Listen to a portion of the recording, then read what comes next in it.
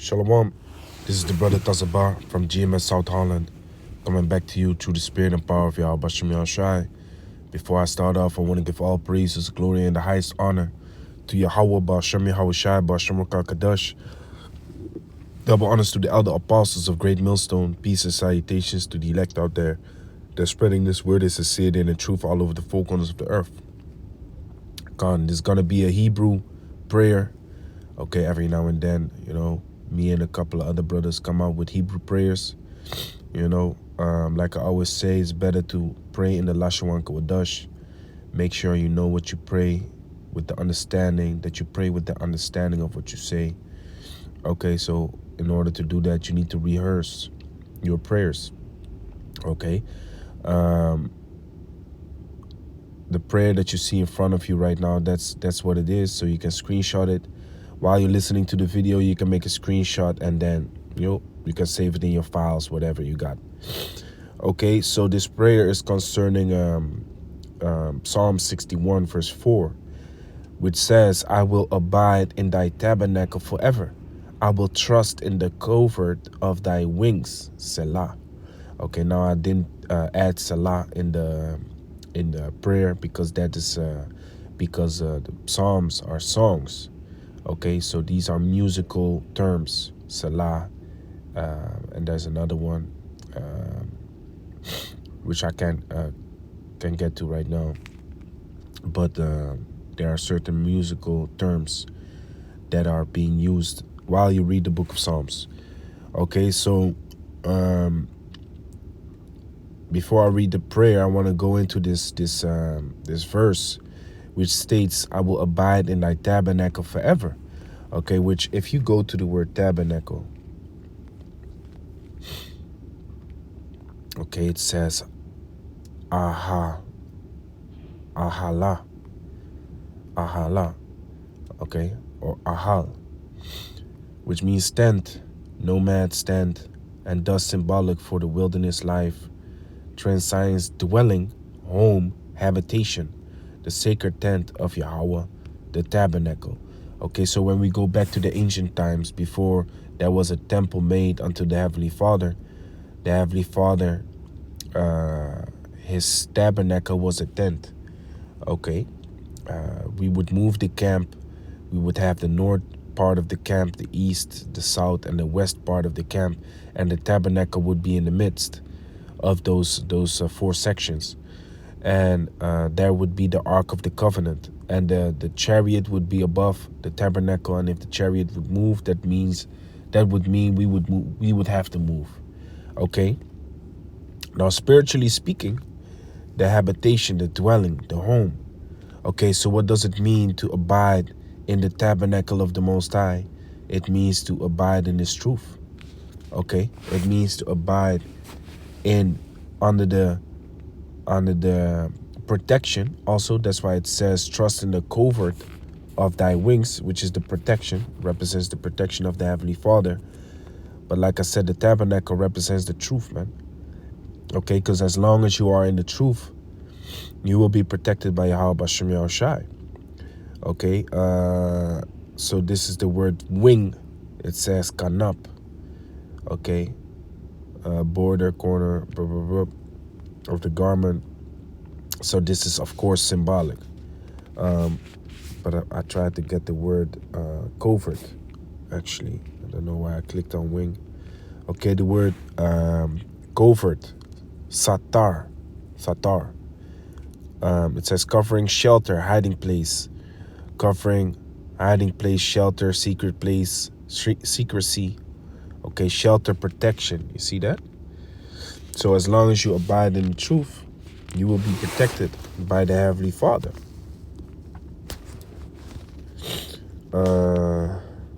Let me see. It's in Proverbs.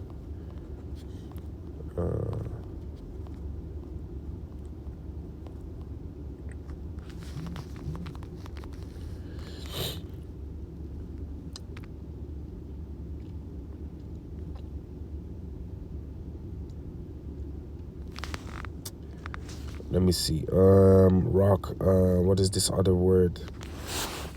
Slack, yeah, man. The word is slipping my mind. Sick as hell too. What is his name? Buckler.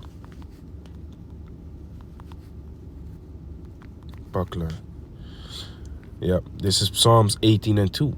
Yahweh is my rock and my fortress and my deliverer, my power, my strength in whom I will trust, my buckler and the horn of my salvation and my high tower. Okay. So to trust in the Heavenly Father represents you will be protected, man. Now let me go into the word buckler. Okay, it's not a word that you see every day. The word there is magan.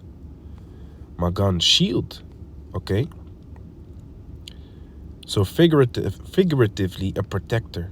Also the scaly hide of a crocodile, armed buckler, defense, ruler, scale, shield. So a buckler is really a shield. Okay. But it goes into something that protects you. So the Heavenly Father is your buckler. But, okay, this is the one I was actually looking for. Spirit, because we went to Psalms 18, but I was looking for Proverbs 18. So these is two precepts you can match together.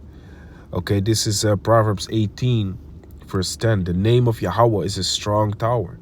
The righteous runneth into it and is safe. You see that? So as long as you abide in the tabernacle of Yahweh Bashem Yahushai, you will be safe. You will be taken care of. Okay? You will be taken care of, man. And that's something that you should pray for. Okay, thus I made this prayer. Now also, like it says in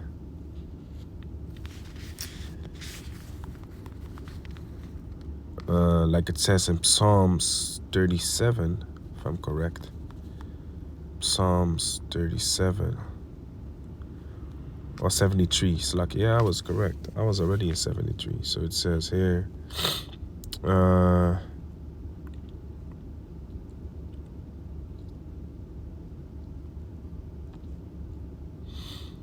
me see. Let me just start at verse 1. Psalm 73, verse 1. Truly the Most High is good to Israel, even so to such that are of a clean heart. But as for me, even so to such as are of a clean heart. What does that represent, man? Let's see what it says in the other translation. NLT, it says, a psalm of Asaph. Truly the Most High is good to Israel, to those whose hearts are pure. Now, when is your heart pure? When you follow after righteousness. When you follow Yahweh Bashem Yahushai. But what does Asaph say? But as for me, my feet were almost gone. My steps had well nigh slipped. Okay, and we see a lot of dudes be slipping out here lately, man. Meanwhile, all these prophecies is coming to pass. We see dudes slipping, man. We see dudes going off. Heavily going off from the doctrine, from the truth. So it's very important for us to pray to the Heavenly Father to abide in the tabernacle, to abide in this truth, to stay protected under the name of Yahweh Bashem Yahushai, to not walk after foolish ways. Okay? So Asaph said, my feet have almost slipped. Because he was angry at the ungodly. He said, why do they prosper in this world? Why don't they get jacked up? Okay? Why are the righteous constantly corrected and chastised? Okay? But then he understood their end. Okay? So it says here, verse 21, Psalm 73, verse 21, thus my heart was grieved, and I was pricked in my reins. So foolish was I, and ignorant. I was as a beast before thee. So what does Asaph say? I had no understanding. I was like a beast. I was like the other nations, which are being described in the scriptures as beasts. Okay? He acknowledged that he was foolish. Okay? But what did he say? When did he understand their end? Verse 17. Verse 16. When I thought to know this, it was too painful for me until I went into the sanctuary of the Most High. Then understood I their end. So what does the sanctuary represent? Okay. Here it says what? Makwadash.